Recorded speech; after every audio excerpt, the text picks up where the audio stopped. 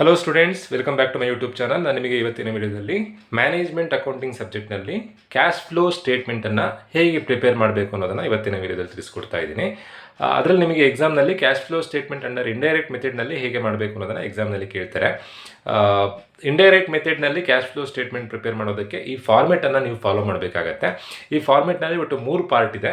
ಒಂದು cash flow from operating activities, ಇನ್ನೊಂದು cash flow from investing activities, next cash flow from financing activities.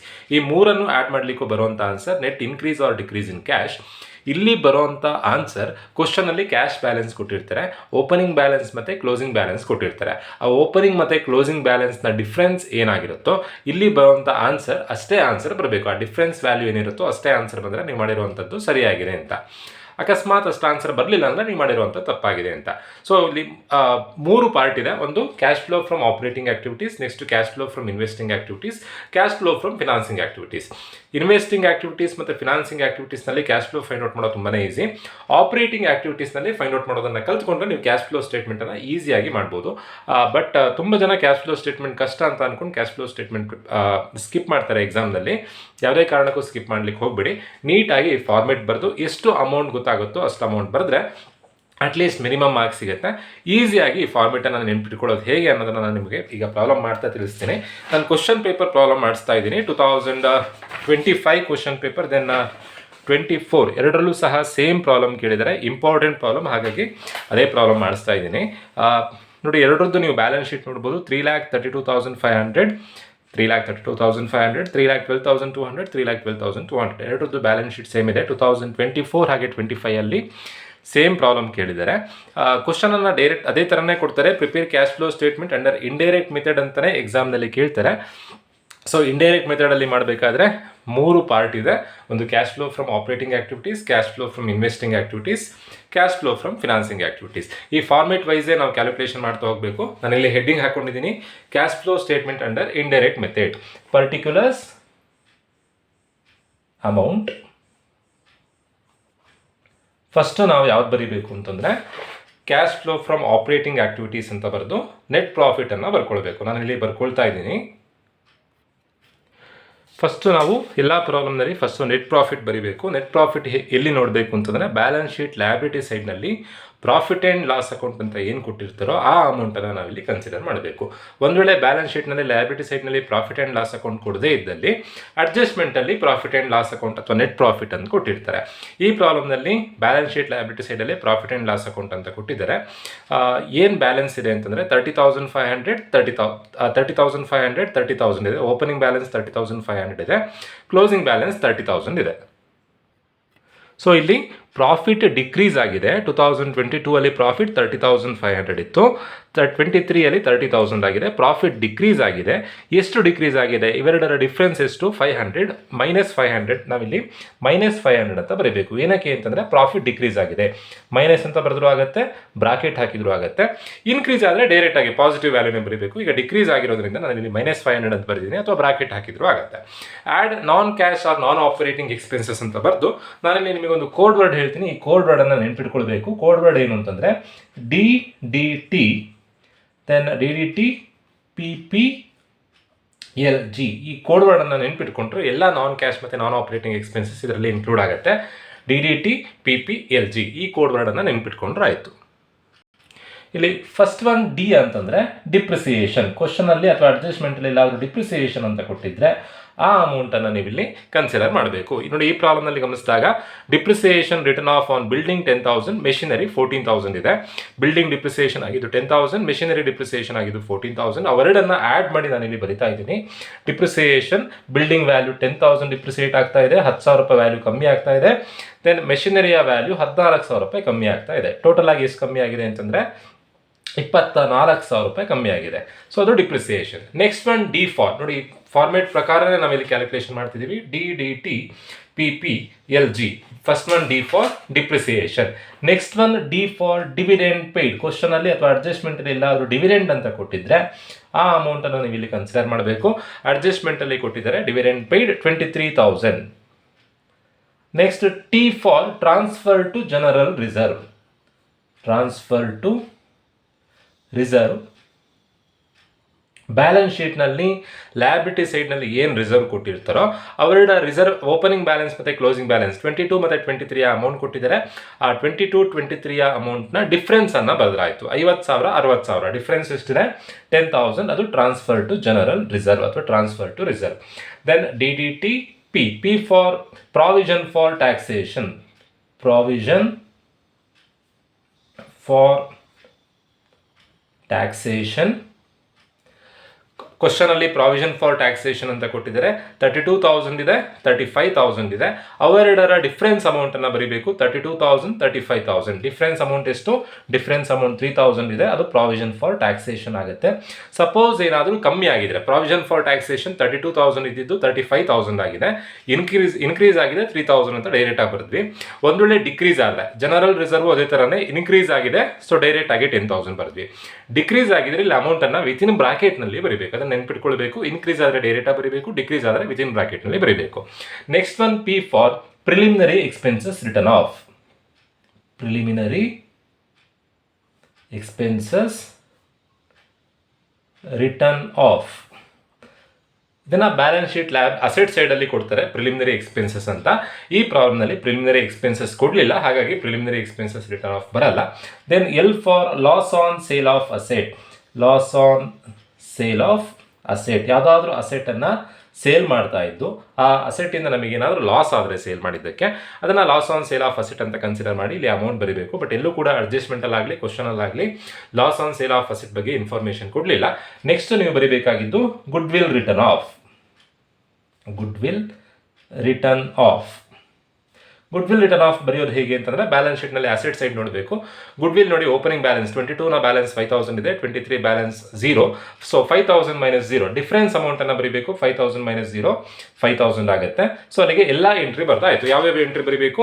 DDT PP LG. ನೆನ್ಪಿಟ್ಕೊಳ್ಳಿ, DDT PP LG. So ಇವಿಷ್ಟನ್ನು consider ಮಾಡಿದಾಗ ಬರುವಂಥ answer operating profit before working capital. ನಾನಿಲ್ಲಿ ಬರ್ಕೊಳ್ತಾ ಇದ್ದೀನಿ operating profit before working capital. ಸರಿ, total ಮಾಡೋದಕ್ಕಿಂತ ಮುಂಚೆ ಡಿ ಫಾರ್ ಡಿಪ್ರಿಸಿಯೇಷನ್ ಬರ್ದಾಯಿತು. Next D for dividend paid ಬರ್ದಾಯಿತು. T for transfer to reserve ಬರ್ದಾಯಿತು. P for provision for tax and income tax. ನಾವಿಲ್ಲಿ ಪ್ರಾವಿಷನ್ ಫಾರ್ ಟ್ಯಾಕ್ಸೇಷನ್ ಅನ್ನು ಬರ್ದಿದ್ದೀವಿ, ಬಟ್ ಆ ಇನ್ಕಮ್ ಟ್ಯಾಕ್ಸನ್ನು ಅಡ್ಜಸ್ಟ್ಮೆಂಟಲ್ಲಿ ಕೊಟ್ಟಿದ್ರು, ಇನ್ಕಮ್ ಟ್ಯಾಕ್ಸ್ ಬರ್ದಿಲ್ಲ. ಅದನ್ನು ಇಲ್ಲೇ ಕಂಬೈನ್ ಮಾಡಿ ಬರೆದ್ರು ಆಗುತ್ತೆ, ಲಾಸ್ಟಿಗೆ ಬರೆದ್ರು ಆಗುತ್ತೆ. ನಾನು ಇಲ್ಲಿ ಲಾಸ್ಟಿಗೆ ಬರ್ಕೊಳ್ತಾ ಇದ್ದೀನಿ. ಇನ್ಕಮ್ ಟ್ಯಾಕ್ಸ್ ಪೇಯ್ಡ್ ಎಷ್ಟು ಅಮೌಂಟ್ ಕೊಟ್ಟಿದ್ದಾರೆ ಅಂತಂದರೆ, ಇನ್ಕಮ್ ಟ್ಯಾಕ್ಸ್ 28,000 ಕೊಟ್ಟಿದ್ದಾರೆ. ಸೊ ಇನ್ಕಮ್ ಟ್ಯಾಕ್ಸನ್ನು ಕನ್ಸಿಡರ್ ಮಾಡಬೇಕು. ನೆನ್ಪಿಟ್ಕೊಳ್ಳಿ, DDT PP LG. ಇಲ್ಲಿ P ಅಂದರೆ ಪ್ರಾವಿಷನ್ ಫಾರ್ ಟ್ಯಾಕ್ಸ್ ಮತ್ತು ಇನ್ಕಮ್ ಟ್ಯಾಕ್ಸ್ ಎರಡನ್ನೂ ಇನ್ಕ್ಲೂಡ್ ಮಾಡಬೇಕು. ಪ್ರಾವಿಷನ್ ಫಾರ್ ಟ್ಯಾಕ್ಸ್ ಅಂತಂದರೆ ಇವೆರಡರ ಡಿಫ್ರೆನ್ಸ್ 3,000 ಇದೆ. ಇನ್ಕಮ್ ಟ್ಯಾಕ್ಸ್ 28,000 ಇದೆ. 28 + 3 31,000 ಬರೆದ್ರು ಆಗುತ್ತೆ. ಅಥವಾ ಸಪ್ರೇಟ್ ಆಗಿ ಪ್ರಾವಿಷನ್ ಫಾರ್ ಟ್ಯಾಕ್ಸೇಷನ್ ಮತ್ತು ಇನ್ಕಮ್ ಟ್ಯಾಕ್ಸ್ ಅಂತ ಸಪ್ರೇಟ್ ಬರೆದ್ರು ಆಗುತ್ತೆ. ಸೊ ಇವಿಷ್ಟನ್ನು ಟೋಟಲ್ ಮಾಡಿದಾಗ ಬರುವಂಥ answer operating profit before working capital. ಹೇಗೆ ಬರುತ್ತೆ ಅಂತಂದರೆ -500 ಪ್ಲಸ್ ನೋಡಿ, ಸ್ಟಾರ್ಟಿಂಗಲ್ಲಿ ನೆಟ್ ಪ್ರಾಫಿಟ್ ಡಿಕ್ರೀಸ್ ಆಗಿದೆ, ಸೊ -500 ಅಂತ ಬರ್ಕೊಂಡಿದ್ದೀವಿ. ನೀವು ಟೋಟಲ್ ಮಾಡ್ತಾ -500 ಅಂತಲೇ ಕನ್ಸಿಡರ್ ಮಾಡಬೇಕು. Plus 24,000 plus 23,000 plus 10,000 plus 3,000 plus 5,000 plus 28,000.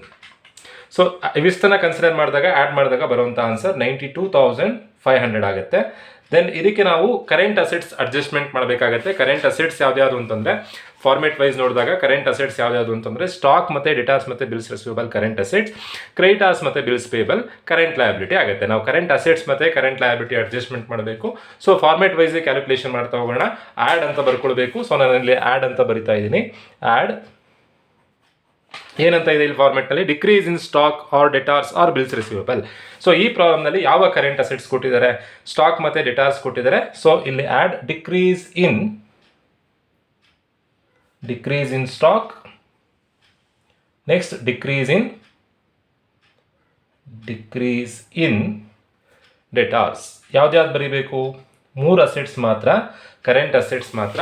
Current ಅಸೆಟ್ಸಲ್ಲಿ ಸ್ಟಾಕ್, ಡೆಟಾರ್ಸ್, ಬಿಲ್ಸ್ ರಿಸೀವಬಲ್ ಈ 3 ಮಾತ್ರ ಬರೀಬೇಕು. ಈ ಪ್ರಾಬ್ಲಮ್ನಲ್ಲಿ ಇರುವಂಥದ್ದು ಸ್ಟಾಕ್ ಮತ್ತು ಡೆಟಾರ್ಸ್ ಮಾತ್ರ. ಸ್ಟಾಕ್ ವ್ಯಾಲ್ಯೂ ಎಷ್ಟಿದೆ? 50,000 ಇತ್ತು, ಡಿಕ್ರೀಸ್ ಆಗಿದೆ 24,000 ಆಗಿದೆ. ಸೊ 50 ಮತ್ತು 24ನ ಡಿಫ್ರೆನ್ಸ್ ಎಷ್ಟು? 50,000 ಮೈನಸ್ 24,000 ಡಿಫ್ರೆನ್ಸ್ ಎಷ್ಟು ಅಂತಂದರೆ 26,000 ಆಗುತ್ತೆ. ನೆನ್ಪಿಟ್ಕೊಳ್ಳಿ, ಅಸೆಟ್ ವ್ಯಾಲ್ಯೂಸ್ ಈಗ ಸ್ಟಾಕ್ ಮತ್ತು ಡೆಟಾರ್ಸ್ ನಾವಿಲ್ಲಿ ಕನ್ಸಿಡರ್ ಮಾಡ್ತಾ ಇರೋದು. ಡಿಕ್ರೀಸ್ ಆದರೆ ಡೈರೆಕ್ಟ್ ಆಗಿ ಪಾಸಿಟಿವ್ ವ್ಯಾಲ್ಯೂಲಿ ಬರೀಬೇಕು. ಒಂದು ವೇಳೆ ಇನ್ಕ್ರೀಸ್ ಆದರೆ ನಾವಿಲ್ಲಿ ವಿತಿನ್ ಬ್ರಾಕೆಟ್ನಲ್ಲಿ ಅಮೌಂಟ್ ಬರೀಬೇಕು. ನೆನ್ಪಿಟ್ಕೊಳ್ಳಿ, ಯಾವಾಗಲೂ ಅಸೆಟ್ಸ್ ಮಾಡಬೇಕಾದ್ರೆ ಲಯಬಿಲಿಟಿದು ರಿವರ್ಸ್. ಈಗ ಸ್ಟಾಕ್ ಎಷ್ಟಿದೆ? 50,000, 24,000 ಇದೆ. ಡಿಫ್ರೆನ್ಸ್ ಅಮೌಂಟ್ ಎಷ್ಟು? 26,000 ರೂಪಾಯಿ. ಸ್ಟಾಕ್ ಡಿಕ್ರೀಸ್ ಆಗಿದೆ, ಡೈರೆಕ್ಟ್ ಆಗಿ 26,000 ಬರೆಯುವಂಥದ್ದು. ಸಪೋಸ್ ಏನಾದರೂ ಇನ್ಕ್ರೀಸ್ ಆಗಿದ್ರೆ, ಸ್ಟಾಕ್ 50,000 ಇದ್ದಿದ್ದು 70,000 ಆಗಿದ್ರೆ ವಿತಿನ್ ಬ್ರಾಕೆಟ್ನಲ್ಲಿ 20,000 ಬರೀಬೇಕು. ಡಿಕ್ರೀಸ್ ಆದರೆ ಡೈರೆಕ್ಟ್, ಇನ್ಕ್ರೀಸ್ ಆದರೆ ನಾನು ಇಲ್ಲಿ ಫಾರ್ಮೆಟ್ನಲ್ಲೇ ನಿಮಗೆ ಹೇಳಿದ್ದೀನಿ, ಡಿಕ್ರೀಸ್ ಆದರೆ ಡೈರೆಕ್ಟಾಗಿ ಬರೀಬೇಕು. ಸಪೋಸ್ ಏನಾದರೂ ಇನ್ಕ್ರೀಸ್ ಆದರೆ ವಿತಿನ್ ಬ್ರಾಕೆಟ್ನಲ್ಲಿ ಬರೀಬೇಕು. ಲಯಬಿಲಿಟಿ ಹೇಗೆ? ಡಿಕ್ರೀಸ್ ಆದರೆ ವಿತಿನ್ ಬ್ರಾಕೆಟಲ್ಲಿ ಬರೀಬೇಕು, ಇನ್ಕ್ರೀಸ್ ಆದರೆ ಡೈರೆಕ್ಟಾಗಿ ಬರೀಬೇಕು. ಇವೆರಡನ್ನ ಒಂಚೂರು ನೋಡ್ಕೊಳ್ಬೇಕಾಗುತ್ತೆ. ನೀವು ಕನ್ಫ್ಯೂಷನ್ ಮಾಡ್ಕೊಳ್ಬೇಡಿ. ಅಸೆಟ್ಸ್ ಡಿಕ್ರೀಸ್ ಆದರೆ ಡೈರೆಕ್ಟಾಗಿ ಬರೀಬೇಕು, ಇನ್ಕ್ರೀಸ್ ಆದರೆ ವಿತಿನ್ ಬ್ರಾಕೆಟ್ನಲ್ಲಿ ಬರೀಬೇಕು. ಲಯಬಿಲಿಟಿ ಡಿಕ್ರೀಸ್ ಆದರೆ ವಿತಿನ್ ಬ್ರಾಕೆಟ್ನಲ್ಲಿ ಬರೀಬೇಕು, ಇನ್ಕ್ರೀಸ್ ಆದರೆ ಡೈರೆಕ್ಟಾಗಿ ಬರೀಬೇಕು. ಅಸೆಟ್ಸಿನ ಅಪೋಸಿಟ್ ಲಯಬಿಲಿಟಿ ಟ್ರೀಟ್ ಮಾಡಿದ್ರೆ ಆಯಿತು. ಈಗ ಸ್ಟಾಕ್ ಡಿಕ್ರೀಸ್ ಆಗಿದೆ, ಡೈರೆಕ್ಟಾಗಿ 26,000 ಬರ್ತಿದ್ದೀವಿ. ದೆನ್ ನೆಕ್ಸ್ಟ್ ಯಾವುದಿದೆ? ಸ್ಟಾಕ್ ಆದಮೇಲೆ ಇರುವಂಥದ್ದು ಡೆಟಾರ್ಸ್ ಎಷ್ಟು ಅಮೌಂಟ್ ಇದೆ ಅಂತಂದರೆ 75,000 ಮೈನಸ್ 63,200. ಡಿಫ್ರೆನ್ಸ್ ಎಷ್ಟು ಅಂತಂದರೆ 11,800. ಅಲ್ಲಿಗೆ ಕರೆಂಟ್ ಅಸೆಟ್ಸಿನ ಟ್ರೀಟ್ಮೆಂಟ್ ಮಾಡಿ ಆಯಿತು, ಸ್ಟಾಕ್ ಮತ್ತು ಡೆಟಾಸ್ ಟ್ರೀಟ್ಮೆಂಟ್ ಮಾಡಿ ಆಯಿತು. ಸೊ ನೆಕ್ಸ್ಟ್ ನಾವು ನೋಡಬೇಕಾಗಿದ್ದು ಲಯಬಿಲಿಟಿಲಿ ನೋಡಬೇಕಾಗಿರೋದು ಕ್ರೆಡಿಟಾರ್ಸ್ ಮತ್ತು bills payable less decrease in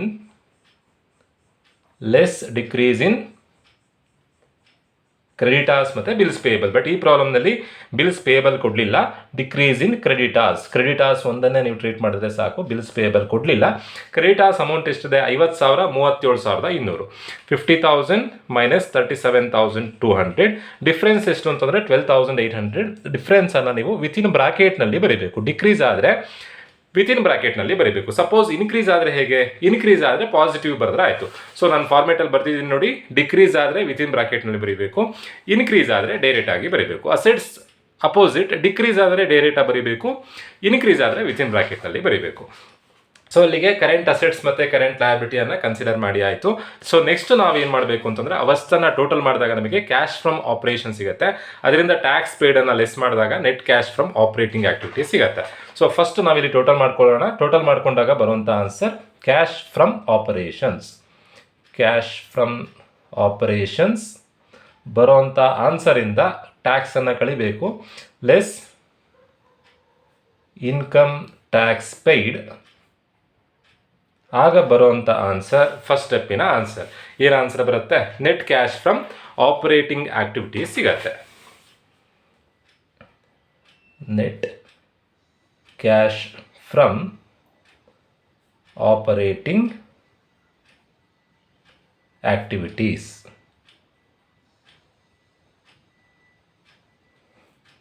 ಅಲ್ಲಿಗೆ ಫಸ್ಟ್ ಪಾರ್ಟ್ ಮುಗಿಯುತ್ತೆ. Cash from operation find out ಮಾಡೋದು ಹೇಗೆ? ಏನು ಆನ್ಸರ್ ಬಂದಿದೆ? 92,500 ಆನ್ಸರ್ ಬಂದಿದೆ. ಪ್ಲಸ್ 26,000 ಆ್ಯಡ್ ಮಾಡಬೇಕು, ಪ್ಲಸ್ 11,800 ಆ್ಯಡ್ ಮಾಡಬೇಕು. ವಿತಿನ್ ಬ್ರಾಕೆಟ್ನಲ್ಲಿರೋದನ್ನು ಲೆಸ್ ಮಾಡಬೇಕು. 22,800 ಲೆಸ್ ಮಾಡಬೇಕು. ಲೆಸ್ ಮಾಡಿದಾಗ ಬರುವಂಥ ಆನ್ಸರ್ 1,17,500 ಆಗುತ್ತೆ. ಇದು ಕ್ಯಾಶ್ ಫ್ರಮ್ ಆಪರೇಷನ್. ಇದರಿಂದ ಇನ್ಕಮ್ ಟ್ಯಾಕ್ಸ್ ಪೇಯ್ಡನ್ನು ಲೆಸ್ ಮಾಡಿದ್ರೆ, ಕ್ವಶನಲ್ಲಿ ಇನ್ಕಮ್ ಟ್ಯಾಕ್ಸ್ ಪೇಯ್ಡ್ ಕೊಟ್ಟಿದ್ದಾರೆ, ಇನ್ಕಮ್ ಟ್ಯಾಕ್ಸ್ ಪೇಯ್ಡ್ 28,000 ಇದೆ. ಲೆಸ್ ಮಾಡಿದಾಗ ಬರುವಂಥ answer net cash from operating activities minus 28,000. The answer is 89,500. ಅಲ್ಲಿಗೆ net cash from operating activities first part complete ಆಗಿದೆ. Next second part cash flow from investing activities ಮಾಡೋದು ಹೇಗೆ ಅಂತಂದರೆ, balance ಶೀಟಿನ asset ಸೈಡ್ನಲ್ಲಿ ಯಾವ್ದು ಟ್ಯಾಂಜಿಬಲ್ ಫಿಕ್ಸ್ಡ್ ಅಸೆಟ್ ಇದೆ ಅಂತ ನೋಡಬೇಕು. ಯಾವ್ದು ಟ್ಯಾಂಜಿಬಲ್ ಫಿಕ್ಸ್ಡ್ ಅಸೆಟ್ ಇದೆ? ಲ್ಯಾಂಡ್ ಆ್ಯಂಡ್ ಬಿಲ್ಡಿಂಗ್ ಮತ್ತು ಪ್ಲಾಂಟ್ ಆ್ಯಂಡ್ ಬಿಲ್ಡಿಂಗ್ ಆಗಿದೆ. ಇದು ಪ್ಲಾಂಟ್ ಆ್ಯಂಡ್ ಮೆಷಿನರಿ ಆಗಬೇಕು. ಲ್ಯಾಂಡ್ ಆ್ಯಂಡ್ ಬಿಲ್ಡಿಂಗ್ ಮತ್ತು ಪ್ಲಾಂಟ್ ಆ್ಯಂಡ್ ಮೆಷಿನರಿ ಎರಡು ಟ್ಯಾಂಜಿಬಲ್ ಫಿಕ್ಸ್ಡ್ ಅಸೆಟ್ ಇದೆ. ಟ್ಯಾಂಜಿಬಲ್ ಅಂತಂದರೆ ಕಣ್ಣಿಗೆ ಕಾಣುವಂಥ ಫಿಕ್ಸ್ಡ್ ಅಸೆಟ್ಸ್ ಯಾವ್ದು ಕೊಟ್ಟಿದ್ದಾರೋ ಅದನ್ನು ನಾವು ಇನ್ವೆಸ್ಟಿಂಗ್ ಆಕ್ಟಿವಿಟೀಸಲ್ಲಿ ಕನ್ಸಿಡರ್ ಮಾಡಬೇಕು. ಒಂದು ಲ್ಯಾಂಡ್ ಆ್ಯಂಡ್ ಬಿಲ್ಡಿಂಗ್ ಮತ್ತು ಪ್ಲಾಂಟ್ ಆ್ಯಂಡ್ ಮೆಷಿನರಿ. ಸ್ಟಾಕ್ ಮತ್ತು ರಿಟರ್ನ್ಸನ್ನು ಕರೆಂಟ್ ಅಸೆಟ್ ಅಂತ ಕನ್ಸಿಡರ್ ಮಾಡಬೇಕು. ದೆನ್ ಕ್ಯಾಶ್ ಮತ್ತು ಬ್ಯಾಂಕನ್ನು ನೆನ್ಪಿಟ್ಕೊಳ್ಳಿ. ಕ್ಯಾಶ್ ಆ್ಯಂಡ್ ಬ್ಯಾಂಕನ್ನು ನೀವೆಲ್ಲೂ ಕೂಡ ಕ್ಯಾಶ್ ಫ್ಲೋ ಸ್ಟೇಟ್ಮೆಂಟಲ್ಲಿ ಬರೀಲಿಕ್ಕಿಲ್ಲ. ಲಾಸ್ಟಿಗೆ ಇದ್ರ ಡಿಫ್ರೆನ್ಸೇ ನಿಮ್ಮ ಲಾಸ್ಟ್ ಆನ್ಸರ್ ಆಗಬೇಕು. ಅದು ಹೇಗೆ ಅನ್ನೋದನ್ನು ನಾನು ನಿಮಗೆ ಲಾಸ್ಟಿಗೆ ತಿಳಿಸ್ಕೊಡ್ತೀನಿ. ಗುಡ್ ವಿಲನ್ನು ನಾವು ಆಲ್ರೆಡಿ ಟ್ರೀಟ್ಮೆಂಟ್ ಮಾಡಿ ಆಗಿದೆ ನೋಡಿ. ಗುಡ್ವಿಲ್ ಟ್ರೀಟ್ಮೆಂಟ್ ಮಾಡಿ ಆಗಿದೆ, ಡೆಟಾಸ್ ಟ್ರೀಟ್ಮೆಂಟ್ ಮಾಡಿ ಆಗಿದೆ, ಸ್ಟಾಕ್ ಟ್ರೀಟ್ಮೆಂಟ್ ಮಾಡಿ ಆಗಿದೆ. ಲ್ಯಾಂಡ್ ಆ್ಯಂಡ್ ಬಿಲ್ಡಿಂಗ್ ಮತ್ತು plant and machinery tangible fixed ಅಸೆಟನ್ನು ಇನ್ವೆಸ್ಟಿಂಗ್ ಆಕ್ಟಿವಿಟೀಸ್ ಅಂಡರಲ್ಲಿ ಕನ್ಸಿಡರ್ ಮಾಡಬೇಕು. ಡೈರೆಕ್ಟಾಗಿ ಬರೆಯೋದಲ್ಲ, ನೀವು ಸಿಂಪಲ್ ಆಗಿ ಒಂದು ಲ್ಯಾಂಡ್ ಆ್ಯಂಡ್ ಬಿಲ್ಡಿಂಗ್ ಅಕೌಂಟ್ ಮತ್ತು ಪ್ಲಾಂಟ್ ಆ್ಯಂಡ್ ಮಿಷನರಿ ಅಕೌಂಟನ್ನು ಮಾಡ್ಕೊಳ್ಬೇಕು. ಈ ಅಕೌಂಟಿಗೆ ಯಾವುದೇ ಥರ ಮಾರ್ಕ್ಸ್ ಇರಲ್ಲ, ಇದು ಜಸ್ಟ್ ವರ್ಕಿಂಗ್ ನೋಟ್. ಫಸ್ಟ್ ನಾನಿಲ್ಲಿ ಲ್ಯಾಂಡ್ ಆ್ಯಂಡ್ ಬಿಲ್ಡಿಂಗ್ ಅಕೌಂಟನ್ನು ಮಾಡ್ತಾ ಇದ್ದೀನಿ. First to balance brought down ಅಂತ ಬರ್ಕೊಂಡು to balance brought down opening balance ಏನಿದೆಯೋ ಆ ಅಮೌಂಟ್ ಬರೀಬೇಕು. ಓಪನಿಂಗ್ ಬ್ಯಾಲೆನ್ಸ್ 1 lakh ಇದೆ. Then by balance brought down ಅಂತ ಬರ್ಕೊಂಡು ಕ್ಲೋಸಿಂಗ್ ಬ್ಯಾಲೆನ್ಸ್ ಬರೀಬೇಕು. ಕ್ಲೋಸಿಂಗ್ ಬ್ಯಾಲೆನ್ಸ್ 90,000 ಇದೆ. ಓಪನಿಂಗ್ ಬ್ಯಾಲೆನ್ಸನ್ನು ಡೆಬಿಟ್ ಸೈಡಲ್ಲಿ, ಕ್ಲೋಸಿಂಗ್ ಬ್ಯಾಲೆನ್ಸನ್ನು ಕ್ರೆಡಿಟ್ ಸೈಡಲ್ಲಿ ಬರೀಬೇಕು. To balance brought down, opening balance 22 balance 1 lakh, by balance brought down ಅಲ್ಲ sorry by balance carried down, closing balance 90,000. First opening balance ಮತ್ತು ಕ್ಲೋಸಿಂಗ್ ಬ್ಯಾಲೆನ್ಸ್ ಅನ್ನು ಬರ್ಕೊಂಡು ಕ್ರೆಡಿಟ್ ಸೈಡ್ನಲ್ಲಿ ಡಿಪ್ರಿಸಿಯೇಷನ್ ಅನ್ನು ಬರೀಬೇಕು. ಬೈ ಡಿಪ್ರಿಸಿಯೇಷನ್ ಅಕೌಂಟ್ ಅಂತ ಬರೆದು ಕ್ವಶನಲ್ಲಿ ಏನಾದರೂ ಲ್ಯಾಂಡ್ ಆ್ಯಂಡ್ ಬಿಲ್ಡಿಂಗಿನ ಡಿಪ್ರಿಸಿಯೇಷನ್ ವ್ಯಾಲ್ಯೂ ಕೊಟ್ಟಿದ್ರೆ ನೋಡಿ, ಈ ಪ್ರಾಬ್ಲಮಲ್ಲಿ ಕೊಟ್ಟಿದ್ದಾರೆ depreciation on land and building ಅಂತ ಹೇಳಿ 10,000 ಕೊಟ್ಟಿದ್ರೆ ಆ ವ್ಯಾಲ್ಯೂಸನ್ನು ಬರ್ಕೊಳ್ಬೇಕು. ದೆನ್ ಏನಾದರೂ ಹೊಸದಾಗಿ ಏನಾದರೂ ಪರ್ಚೇಸ್ ಆಗ್ತಾ ಇದ್ರೆ, ಪರ್ಚೇಸ್ ಆದರೆ ಡೆಬಿಟ್ ಸೈಡಿಗೆ ಬರೀಬೇಕು, ಸೇಲ್ ಆದರೆ ಕ್ರೆಡಿಟ್ ಸೈಡಿಗೆ ಬರೀಬೇಕು. ಈ ಪ್ರಾಬ್ಲಮಲ್ಲಿ ಎಲ್ಲೂ ಕೂಡ ಬಿಲ್ಡಿಂಗ್ ಪರ್ಚೇಸ್ ಆಗ್ತಿದೆ ಅಂತ ಕೊಟ್ಟಿಲ್ಲ. ಪರ್ಚೇಸ್ ಅಂತ ಕೊಟ್ಟರೆ ಡೆಬಿಟ್ ಸೈಡಿಗೆ, ಸೇಲ್ ಅಂತ ಕೊಟ್ಟರೆ ಕ್ರೆಡಿಟ್ ಸೈಡಿಗೆ ಬರೀಬೇಕು. Loss on sale of asset ಏನಾದರೂ ಕೊಟ್ಟಿದ್ರೆ ಅದನ್ನು ಕ್ರೆಡಿಟ್ ಸೈಡ್ ಬರೀಬೇಕು, ಬಟ್ ಅದನ್ನೆಲ್ಲೂ ಕೂಡ ಕ್ವಶನಲ್ಲಿ ಕೊಡಲಿಲ್ಲ. ಓಪನಿಂಗ್ ಬ್ಯಾಲೆನ್ಸನ್ನು ಡೆಬಿಟ್ ಸೈಡಿಗೆ, ಕ್ಲೋಸಿಂಗ್ ಬ್ಯಾಲೆನ್ಸನ್ನು ಕ್ರೆಡಿಟ್ ಸೈಡಿಗೆ, ಡಿಪ್ರಿಸಿಯೇಷನನ್ನು ಕ್ರೆಡಿಟ್ ಸೈಡಿಗೆ. ಇವಿಷ್ಟನ್ನು ನೆನ್ಪಿಟ್ಕೊಂಡಿರಿ. ಈಗ ಟೋಟಲ್ ಮಾಡಬೇಕು. ಕೊಟ್ಟಿರುವಂಥದ್ದು 3 entry, opening balance, closing balance, depreciation ಬರೆದಾಯಿತು. ಟೋಟಲ್ ಮಾಡಬೇಕು. ಟೋಟಲ್ ಮಾಡಿದಾಗ ಡೆಬಿಟ್ ಸೈಡ್ನಲ್ಲಿ 1 lakh ಇದೆ, ಕ್ರೆಡಿಟ್ ಸೈಡ್ನಲ್ಲೂ 1 lakh ಇದೆ. ಯಾವುದೇ ಥರ ಬ್ಯಾಲೆನ್ಸ್ ಸಿಕ್ಕಿಲ್ಲ ಇಲ್ಲಿ ನಮಗೆ. ಬ್ಯಾಲೆನ್ಸ್ ಏನಾದರೂ ಸಿಕ್ಕಿದ್ರೆ, ಸಪೋಸ್ ಡೆಬಿಟ್ ಸೈಡಲ್ಲಿ ಕಡಿಮೆ ಇದ್ದರೆ purchase of land and building ಅಂತ ಬರೀಬೇಕು. ಕ್ರೆಡಿಟ್ ಸೈಡ್ನಲ್ಲಿ ಕಡಿಮೆ ಇದ್ದರೆ, ಈಗ ನೋಡಿ ಇಲ್ಲೂ 1 lakh ಇದೆ, ಇಲ್ಲೂ 1 lakh ಇದೆ. ಸಪೋಸ್ ಇಲ್ಲಿ 90,000 ಮಾತ್ರ ಇತ್ತು ಅಂತ ಅನ್ಕೊಳ್ಳೋಣ. ಅವಾಗ ಇಲ್ಲಿ 1 lakh, ಇಲ್ಲಿ 90,000 ಬ್ಯಾಲೆನ್ಸ್ ಇಲ್ಲಾಗುತ್ತೆ. ಕ್ರೆಡಿಟ್ ಸೈಡ್ನಲ್ಲಿ ಬ್ಯಾಲೆನ್ಸ್ ಬರುತ್ತೆ. ಕ್ರೆಡಿಟ್ ಸೈಡ್ನಲ್ಲಿ ಬ್ಯಾಲೆನ್ಸ್ ಬಂದರೆ by sale of land and building ಅಂತ ಬರೀಬೇಕು. ಅದೇ ಡೆಬಿಟ್ ಸೈಡ್ನಲ್ಲಿ ಬ್ಯಾಲೆನ್ಸ್ ಬಂದರೆ purchase of land and building ಅಂತ ಬರೀಬೇಕು. ಈಗ ಬ್ಯಾಲೆನ್ಸ್ ಬರೋದಿಲ್ಲ, ಡೆಬಿಟ್ ಸೈಡಲ್ಲೂ ಬ್ಯಾಲೆನ್ಸ್ ಇಲ್ಲ, ಕ್ರೆಡಿಟ್ ಸೈಡಲ್ಲೂ ಎರಡು ಕಡೆ ಸೇಮ್ ಇದೆ, ಹಾಗಾಗಿ ಬ್ಯಾಲೆನ್ಸ್ ಬರಲ್ಲ. ನೆಕ್ಸ್ಟ್ ಪ್ಲಾಂಟ್ ಆ್ಯಂಡ್ ಮಿಷನರಿ ಮಾಡಬೇಕಾದ್ರೆ ನಿಮಗೆ ಗೊತ್ತಾಗುತ್ತೆ. ಪ್ಲಾಂಟ್ ಆ್ಯಂಡ್ ಮಿಷನರಿನೂ ಅದೇ ಥರನೇ. First to balance brought down ಅಂತ ಹೇಳಿ ಪ್ರೀವಿಯಸ್ ಇಯರ್ ಬ್ಯಾಲೆನ್ಸ್ ಬರೀಬೇಕು. ಬ್ಯಾಲೆನ್ಸ್ ಬ್ರಾಡ್ ಡೌನ್ 1 lakh ಇದೆ. Then by balance carried down, by balance carried down ಎಷ್ಟು ಅಮೌಂಟ್ ಇದೆ? 23 ಅಮೌಂಟ್ ಎಷ್ಟಿದೆ ಅಂತಂದರೆ 1,19,000 ಇದೆ. ನೆಕ್ಸ್ಟ್ ನಾವು ಬರೀಬೇಕಾಗಿದ್ದು by depreciation account. Depreciation on machinery 14,000 ಇದೆ. ಯಾವುದೇ ಥರ ಪರ್ಚೇಸ್ ಮತ್ತು ಸೇಲ್ಸನ್ನು ಅಡ್ಜಸ್ಟ್ಮೆಂಟಲ್ಲಿ ಕೊಟ್ಟಿದ್ದರೆ ಪರ್ಚೇಸನ್ನು ಡೆಬಿಟ್ ಸೈಡಿಗೆ, ಸೇಲ್ಸನ್ನು ಕ್ರೆಡಿಟ್ ಸೈಡಿಗೆ ಬರೀಬೇಕು. ಈಗ ಟೋಟಲ್ ಮಾಡಬೇಕು. ಟೋಟಲ್ ಮಾಡಿದಾಗ ಡೆಬಿಟ್ ಸೈಡ್ನಲ್ಲಿ 1 lakh ಇದೆ, ಕ್ರೆಡಿಟ್ ಸೈಡ್ನಲ್ಲಿ ಜಾಸ್ತಿ ಅಮೌಂಟ್ ಇದೆ. 119, 129, 133. ಕ್ರೆಡಿಟ್ ಸೈಡ್ನಲ್ಲಿ ಜಾಸ್ತಿ ಇದೆ, ಸೊ ಅದೇ ಅಮೌಂಟನ್ನು ಎರಡೂ ಕಡೆ ಬರೀಬೇಕು. 1,33,000 ಜಾಸ್ತಿ ಇರೋದು, ಅದನ್ನು ಎರಡು ಸೈಡ್ ಬರೀಬೇಕು. ಈಗ ಡೆಬಿಟ್ ಸೈಡ್ನಲ್ಲಿ ಕಡಿಮೆ ಇದೆ, ಸೊ ಬ್ಯಾಲೆನ್ಸ್ ಬರೀಬೇಕು. ಏನಂತ ಬರೀಬೇಕು? To purchase of plant and machinery. 1,33,000ದಿಂದ 1 lakh ಕಳೆದ್ರೆ ಆನ್ಸರ್ ಡಿಫ್ರೆನ್ಸ್ ಏನು ಬರುತ್ತೆ ಅಂತಂದರೆ 33,000 ಬರುತ್ತೆ. ಡೆಬಿಟ್ ಸೈಡ್ನಲ್ಲಿ ಕಡಿಮೆ ಇದ್ದರೆ purchase of plant and machinery ಅಂತ ಬರೀಬೇಕು. ಕ್ರೆಡಿಟ್ ಸೈಡ್ನಲ್ಲಿ ಕಡಿಮೆ ಇದ್ದರೆ sale of plant and machinery ಅಂತ ಬರೀಬೇಕು. ಸೊ ಏನೇನು ಫಿಕ್ಸ್ಡ್ ಅಸೆಟ್ ಅಕೌಂಟ್ ಮಾಡ್ಕೊಂಡಿದ್ದೀರೋ ಅಲ್ಲಿ ಬಂದಿರುವಂಥ ಬ್ಯಾಲೆನ್ಸನ್ನು ನಾವಿಲ್ಲಿ ಕ್ಯಾಶ್ ಫ್ಲೋ ಫ್ರಮ್ ಇನ್ವೆಸ್ಟಿಂಗ್ ಆಕ್ಟಿವಿಟೀಸಲ್ಲಿ ಬರೀಬೇಕು. ಸೇಮ್ ಫಾರ್ಮೇಟ್ ನೋಡಿ, sale of land and building or plant and machinery, purchase of land and building or plant and machinery. ಈಗ ಎರಡು ಫಿಕ್ಸ್ಡ್ ಅಸೆಟ್ ಇತ್ತು. First one fixed asset land and building. Land and building ನೋಡಿ ಯಾವುದೇ ಥರ balance ಬಂದಿಲ್ಲ, so land and ಬಿಲ್ಡಿಂಗನ್ನು ಬರೀಲಿಕ್ಕಿಲ್ಲ. Next ಇರುವಂಥದ್ದು ಯಾವುದು? ನೆಕ್ಸ್ಟ್ ಇರುವಂಥದ್ದು plant and machinery. Plant and ಮೆಷಿನರಿಗೆ ಏನು ಬ್ಯಾಲೆನ್ಸ್ ಬಂದಿದೆ? ಪರ್ಚೇಸ್ ಅಂತ ಬ್ಯಾಲೆನ್ಸ್ ಬರ್ತಿದೆ. ಪರ್ಚೇಸ್ ಅಂತ ಬ್ಯಾಲೆನ್ಸ್ ಬರ್ಕೊಂಡಿದ್ದೀವಿ, ಅದನ್ನೇ ಇಲ್ಲಿ ಬರೆಯುವಂಥದ್ದು purchase of plant and machinery. ಅಲ್ಲಿ ಏನು ಬ್ಯಾಲೆನ್ಸ್ ಬಂದಿರುತ್ತೋ ಆ ಬ್ಯಾಲೆನ್ಸನ್ನು ನಾವಿಲ್ಲಿ ಬರೀಬೇಕಾಗತ್ತೆ. Purchase of plant and machinery ಏನು ಬ್ಯಾಲೆನ್ಸ್ ಬಂದಿದೆ ಅಂತಂದರೆ 33,000 ಬಂದಿದೆ. ನಾನು ಫಾರ್ಮೇಟ್ ವೈಸೇ ಹೇಳ್ತಾ ಇದ್ದೀನಿ ನೋಡಿ. ಸೇಲ್ ಆದರೆ ಡೈರೆಕ್ಟ್ ಆಗಿ ಬರೀಬೇಕು, ಪರ್ಚೇಸ್ ಆದರೆ ವಿತಿನ್ ಬ್ರಾಕೆಟ್ನಲ್ಲಿ ಅಮೌಂಟನ್ನು ಬರೀಬೇಕು. ಯಾಕೆ ಅಂತಂದರೆ ಪರ್ಚೇಸ್ ಮಾಡಿದಾಗ ನಮ್ಮ ಕೈಯಿಂದ ದುಡ್ಡು ಹೋಗುತ್ತೆ, ಸೊ ದುಡ್ಡು ಖಾಲಿ ಆಗೋದ್ರಿಂದ ವಿತಿನ್ ಬ್ರಾಕೆಟ್ನಲ್ಲಿ ಅಮೌಂಟ್ ಬರೀಬೇಕು. ಎಷ್ಟು ಬ್ಯಾಲೆನ್ಸ್ ಬರೀಬೇಕು? ಎಷ್ಟು ಬ್ಯಾಲೆನ್ಸ್ ಬಂದಿದೆ? 33,000 ಬ್ಯಾಲೆನ್ಸ್ ಬಂದಿದೆ, ಸೊ ಮೈನಸ್ 33,000 ಅಥವಾ ವಿತಿನ್ ಬ್ರಾಕೆಟ್ನಲ್ಲಿ 33,000 ಬರೆದ್ರೆ ಆಯಿತು. ಅದೇ sale of plant and machinery ಬಂದಿದ್ರೆ ಡೈರೆಕ್ಟ್ ಆಗಿ 33,000 ಬರೀಬಹುದಿತ್ತು. Purchase of plant and machinery ಬಂದಿರೋದ್ರಿಂದ ವಿತಿನ್ ಬ್ರಾಕೆಟ್ ಅಲ್ಲಿ ಬರೀಬೇಕು. ಲ್ಯಾಂಡ್ ಅಂಡ್ ಬಿಲ್ಡಿಂಗ್ ಯಾಕೆ ಬರ್ದಿಲ್ಲ? ಲ್ಯಾಂಡ್ ಅಂಡ್ ಬಿಲ್ಡಿಂಗ್ ಯಾಕೆ ಬರ್ದಿಲ್ಲ ಅಂತಂದ್ರೆ ಪರ್ಚೇಸು ಇಲ್ಲ, ಸೇಲ್ಸು ಇಲ್ಲ, ಸೊ ಲ್ಯಾಂಡ್ ಅಂಡ್ ಬಿಲ್ಡಿಂಗ್ ಬರ್ದಿಲ್ಲ. ಅಲ್ಲಿಗೆ cash flow from investing activities ಮುಗೀತು. ಸ್ಟೆಪ್ 2 ಕಂಪ್ಲೀಟ್ ಆಗಿದೆ, ಪಾರ್ಟ್ 2 ಕಂಪ್ಲೀಟ್ ಆಗಿದೆ. Net cash from investing activities.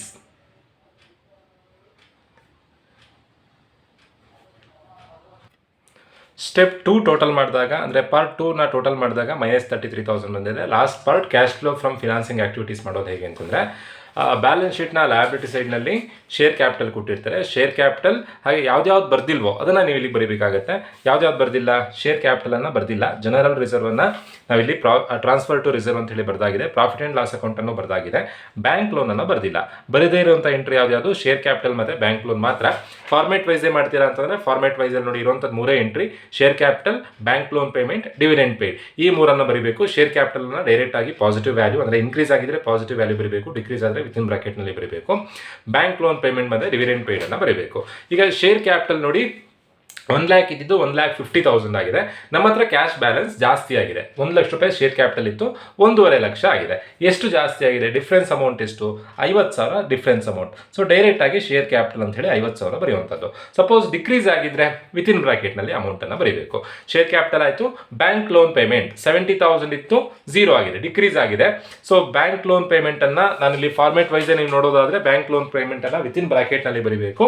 So -70,000 within ಬ್ರಾಕೆಟ್ನಲ್ಲಿ ಬರಿತಾ ಇದ್ದೀನಿ. ಡಿವಿಡೆಂಡ್ ಪೇಡ್, ಬ್ಯಾಂಕ್ ಲೋನ್ ತೀರಿಸಿದ್ರೆ ನಮ್ಮ ಕೈಯಿಂದ ದುಡ್ಡು ಖಾಲಿ ಆಗುತ್ತೆ. ಸೊ ಹಾಗಾಗಿ ವಿತಿನ್ ಬ್ರಾಕೆಟ್ನಲ್ಲಿ ಬರೀಬೇಕು. ಶೇರ್ ಕ್ಯಾಪಿಟಲ್ ಜಾಸ್ತಿ ಆದರೆ ನಮ್ಮ ಹತ್ರ ಕ್ಯಾಶ್ ಬರುತ್ತೆ, ಹಾಗಾಗಿ ಪಾಸಿಟಿವ್ ವ್ಯಾಲ್ಯೂ ಬರೀಬೇಕು. ಬ್ಯಾಂಕ್ ಲೋನ್ ಕ್ಲಿಯರ್ ಮಾಡಿದ್ರೆ ನಮ್ಮ ಹತ್ರ ಕ್ಯಾಶ್ ಹೋಗುತ್ತೆ, ಹಾಗಾಗಿ ವಿತಿನ್ ಬ್ರಾಕೆಟ್ನಲ್ಲಿ ಬರೀಬೇಕು. ಡಿವಿಡೆಂಡ್ ಪೇಡ್ ಅಡ್ಜಸ್ಟ್ಮೆಂಟಲ್ಲಿ ಕೊಟ್ಟಿದ್ದಾರೆ. ಡಿವಿಡೆಂಡನ್ನು ಪೇಮೆಂಟ್ ಮಾಡಿದರೆ ಕಂಪ್ನಿಯವ್ರ ಕೈಯಿಂದ ದುಡ್ಡು ಹೋಗುತ್ತೆ. ಸೊ ವಿತಿನ್ ಬ್ರಾಕೆಟ್ನಲ್ಲಿ ಬರೀಬೇಕು 23,000. ನಿಮಗೆ ಕನ್ಫ್ಯೂಷನ್ ಆಗುವಂಥದ್ದು ಯಾವ್ದಾವುದನ್ನ ವಿತಿನ್ ಬ್ರಾಕೆಟ್ನಲ್ಲಿ ಬರೀಬೇಕು ಅಂತ. ಅದಕ್ಕೆ ನೀವು ಫಾರ್ಮೇಟ್ ನೋಡ್ಕೊಂಡ್ರೆ ಆಯ್ತು. ಯಾವ್ದಾವುದನ್ನ ವಿತಿನ್ ಬ್ರಾಕೆಟ್ನಲ್ಲಿ ಬರೀಬೇಕು? ಕ್ರೆಡಿಟರ್ಸ್ ಡಿಕ್ರೀಸ್ ಆದರೆ ವಿತಿನ್ ಬ್ರಾಕೆಟ್ನಲ್ಲಿ ಬರೀಬೇಕು. ದೆನ್ ಸೇಲ್ ಆದರೆ ಪಾಸಿಟಿವ್, ಪರ್ಚೇಸ್ ಆದರೆ ವಿತಿನ್ ಬ್ರಾಕೆಟ್ನಲ್ಲಿ ಬರೀಬೇಕು. ಬ್ಯಾಂಕ್ ಲೋನ್ ಪೇಮೆಂಟ್ ವಿತಿನ್ ಬ್ರಾಕೆಟ್ನಲ್ಲಿ, ಡಿವಿಡೆಂಡ್ ಪೇಡನ್ನು ವಿತಿನ್ ಬ್ರಾಕೆಟಲ್ಲಿ ಬರೀಬೇಕು. ಸೊ ಇವಿಷ್ಟನ್ನು ಕನ್ಸಿಡರ್ ಮಾಡಿದಾಗ ಈಗ ಸ್ಟೆಪ್ 3 ಪಾರ್ಟ್ 3 ಅಲ್ಲಿ ಇರುವಂಥದ್ದು ಯಾವ್ದು? Share capital, bank loan payment ಮತ್ತು ಡಿವಿಡೆಂಡ್ ಪೇಡ್. ಇವಿಷ್ಟನ್ನು ಟೋಟಲ್ ಮಾಡಿದಾಗ ಪಾಸಿಟಿವ್ 50,000 ಇದೆ. 50,000 -70,000 -23,000, ಡಿವಿಡೆಂಡ್ ಪೇಡ್ 23,000. ಸೊ ಇಷ್ಟನ್ನು ಕನ್ಸಿಡರ್ ಮಾಡಿದಾಗ ಟೋಟಲ್ ಮಾಡಿದಾಗ ಬರುವಂಥ ಆನ್ಸರ್ -43,000 ಆಗುತ್ತೆ. Net increase or decrease in cash find out ಮಾಡೋದು ಹೇಗೆ ಅಂತಂದರೆ, step 1 part 1 answer, part 2 answer, part 3 answer. Part 1ನ ಆನ್ಸರ್ ಎಷ್ಟು ಬಂದಿದೆ? ಪಾಸಿಟಿವ್ 89,500 ಬಂದಿದೆ, 89,500. ಸ್ಟೆಪ್ 2 ಆನ್ಸರ್ ಎಷ್ಟಿದೆ? Cash flow from investing activities. Part 2ನ ಆನ್ಸರ್ ಎಷ್ಟಿದೆ? -33,000 ಇದೆ, -33,000. Next cash flow from financing activities answer ಎಷ್ಟಿದೆ? 43,000 ಮೈನಸ್ ಇದೆ, -43,000. ಸೊ ಅಲ್ಲಿಗೆ ಪಾಸಿಟಿವ್ ಆನ್ಸರ್ ಬಂದಿದೆ. ಪಾಸಿಟಿವ್ ಆನ್ಸರ್ ಬಂದರೆ ನೆಟ್ ಇನ್ಕ್ರೀಸ್ ಅಂತ ಬರೀಬೇಕು. ನೆಗೆಟಿವ್ ಆನ್ಸರ್ ಬಂದರೆ ನೆಟ್ ಡಿಕ್ರೀಸ್ ಅಂತ ಬರೀಬೇಕು. ಈಗ ಪಾಸಿಟಿವ್ ಆನ್ಸರ್ ಬಂದಿರೋದ್ರಿಂದ ನೆಟ್ ಇನ್ಕ್ರೀಸ್ ಅಂತ ಬರೆದಿದ್ದೀವಿ. ನೆಟ್ ಇನ್ಕ್ರೀಸ್ ಇನ್ ಕ್ಯಾಶ್ ಅಂತ ಬರೆದು 13,500 ಬರೀಬೇಕು. ನೀವು ಕ್ರಾಸ್ ಚೆಕ್ ಮಾಡ್ಬೋದು, ನೀವು ಪ್ರಾಬ್ಲಮ್ ಮಾಡಿರುವಂಥದ್ದು ಸರಿಯಾಗಿದೆಯಾ ತಪ್ಪಾಗಿದೆಯಾ ಅಂತ. ಕ್ರಾಸ್ ಚೆಕ್ ಮಾಡೋದು ಹೇಗೆ ಅಂತಂದರೆ, ಕ್ಯಾಶ್ ಮತ್ತು ಬ್ಯಾಂಕನ್ನು ನೋಡಬೇಕು. ಕ್ಯಾಶ್ ಮತ್ತು ಬ್ಯಾಂಕಲ್ಲಿ ಓಪನಿಂಗ್ ಬ್ಯಾಲೆನ್ಸ್ ಎಷ್ಟಿದೆ? 2022 ಅಲ್ಲಿ ಅಮೌಂಟ್ ಎಷ್ಟಿದೆ? 2,000 + 500. ಎಷ್ಟು ಅಮೌಂಟ್ ಇದೆ? 2,500 ಇದೆ. 22 ಅಲ್ಲಿ 2,500 ಇದೆ. 23 ಅಲ್ಲಿ 22ನ ಅಮೌಂಟ್ 2022 ಅಲ್ಲಿ ಇರುವಂಥ ಬ್ಯಾಲೆನ್ಸ್ ಎಷ್ಟು ಅಂತಂದರೆ 2,500. ಹೇಗೆ ಬಂತು 2,500? ಕ್ಯಾಶ್ 500 ಇದೆ, ಬ್ಯಾಂಕ್ ಬ್ಯಾಲೆನ್ಸ್ 2,000 ಇದೆ, 2,500. 23 ಅಲ್ಲಿ ಎಷ್ಟು ಅಮೌಂಟ್ ಇದೆ? 2023 ಅಲ್ಲಿ ಇರುವಂಥ ಅಮೌಂಟು 1,000 ಮತ್ತು 15,000. ಅಲ್ಲಿಗೆ 15,000 + 1,000 16,000 ಆಯಿತು. 22ಗೆ ಕಂಪೇರ್ ಮಾಡಿದ್ರೆ 23 ಅಲ್ಲಿ ಅಮೌಂಟ್ ಇನ್ಕ್ರೀಸ್ ಆಗಿದೆಯಾ ಡಿಕ್ರೀಸ್ ಆಗಿದೆಯಾ? ಇನ್ಕ್ರೀಸ್ ಆಗಿದೆ. ಸೊ ನೆಟ್ ಇನ್ಕ್ರೀಸ್ ಅಂತ ಬರೀಬೇಕು. ಎಷ್ಟು ಅಮೌಂಟ್ ಬರೀಬೇಕು? ಎಷ್ಟು ಇನ್ಕ್ರೀಸ್ ಆಗಿದೆ? ಇವೆರಡರ ಡಿಫ್ರೆನ್ಸ್ ಅಮೌಂಟ್ ಎಷ್ಟು? 16,000 -2,500. 2,500 ಇದ್ದಿದ್ದು ಕ್ಯಾಶು 16,000 ಆಗಿದೆ. ಎಷ್ಟು ಜಾಸ್ತಿ ಆಗಿದೆ? 13,500 ಜಾಸ್ತಿ ಆಗಿದೆ. ನಿಮ್ಮ ಆನ್ಸರ್ ಕೂಡ ಅಷ್ಟೇ ಬರಬೇಕು. ಕ್ಯಾಶ್ ಮತ್ತು ಬ್ಯಾಂಕ್ ಬ್ಯಾಲೆನ್ಸ್ನ ಓಪನಿಂಗ್ ಬ್ಯಾಲೆನ್ಸ್ ಮತ್ತು ಕ್ಲೋಸಿಂಗ್ ಬ್ಯಾಲೆನ್ಸ್ನ ಡಿಫ್ರೆನ್ಸ್ ಏನಿರುತ್ತೋ ಆ ಡಿಫ್ರೆನ್ಸೇ ನಿಮ್ಮ ಆನ್ಸರ್ ಆಗಿರಬೇಕು. ಡಿಫ್ರೆನ್ಸ್ ಇಲ್ಲಿ 13,500 ಇದೆ. ಸೊ ನಿಮ್ಮ ಆನ್ಸರ್ ಕೂಡ 13,500 ಬಂದಿದೆ. ಹೀಗೆ ಬಂದರೆ ಪ್ರಾಬ್ಲಮ್ ಮಾಡಿರೋದು ಸರಿಯಾಗಿದೆ ಅಂತ, ಇಲ್ಲ ಅಂತಂದರೆ ಪ್ರಾಬ್ಲಮ್ ಮಾಡಿರೋದು ತಪ್ಪಾಗಿದೆ ಅಂತ. ಸೊ ಪಾಸಿಟಿವ್ ಮತ್ತು ನೆಗೆಟಿವ್ ಬರೀಬೇಕಾದ್ರೆ ನೀವು ಫಾರ್ಮೆಟನ್ನು ನೋಡ್ಕೊಳ್ಳಿ. ಫಾರ್ಮೆಟನ್ನು ನೋಡಿಕೊಂಡ್ರೆ ಈಸಿಯಾಗಿ ಪ್ರಾಬ್ಲಮ್ ಮಾಡ್ಬೋದು. ಈಸಿ ಟಾಪಿಕ್, ಕನ್ಫ್ಯೂಷನ್ ಮಾಡ್ಕೊಳ್ಬೇಡಿ. ಪಾಸಿಟಿವ್ ನೆಗೆಟಿವ್ ಅಮೌಂಟನ್ನು ಯಾವಾಗ ವಿತಿನ್ ಬ್ರಾಕೆಟ್ನಲ್ಲಿ ಬರೀಬೇಕು, ಯಾವಾಗ ಡೈರೆಕ್ಟಾಗಿ ಬರೀಬೇಕು, ಅದಕ್ಕೆ ನೀವು ಫಾರ್ಮೆಟ್ ನೋಡಿಕೊಂಡ್ರೆ ಈಸಿಯಾಗಿ ನಿಮಗೆ ಪಾಸಿಟಿವ್ ನೆಗೆಟಿವ್ ಬರೀಲಿಕ್ಕೆ ಗೊತ್ತಾಗುತ್ತೆ. ಸಿಂಪಲ್, ಕೈಯಿಂದ ದುಡ್ಡು ಹೋಗ್ತಾ ಇದ್ದರೆ ವಿತಿನ್ ಬ್ರಾಕೆಟಲ್ಲಿ ಬರೀಬೇಕು. ನಮ್ಮ ಕೈ ದುಡ್ಡು ಜಾಸ್ತಿ ಆಗ್ತಾ ಇದ್ದರೆ ಪಾಸಿಟಿವ್ ವ್ಯಾಲ್ಯೂಲ್ಲಿ ಬರೆದ್ರಾಯಿತು. ಬಟ್ ಕೆಲವೊಂದು ಸರಿ ಏನಾಗುತ್ತೆ ಅಂತಂದರೆ ಅಸೆಟ್ಸಿನ ಅಪೋಸಿಟ್ ಲಯಬಿಲಿಟೀಸ್ ಮಾಡಬೇಕಾಗತ್ತೆ. ಸೊ ಅದಕ್ಕೆ ನೀವು ಫಾರ್ಮೇಟ್ ನೋಡಿಕೊಂಡ್ರೆ ಈಸಿಯಾಗಿ ಪ್ರಾಬ್ಲಮ್ ಮಾಡ್ಬೋದು. ಹೋಪ್ ಎಲ್ರಿಗೂ ವಿಡಿಯೋ ಅರ್ಥ ಆಗಿದೆ ಅಂತ ಅಂದ್ಕೊಳ್ತಾ ವಿಡಿಯೋ ಮುಗಿಸ್ತಾ ಇದ್ದೀನಿ. Thank you.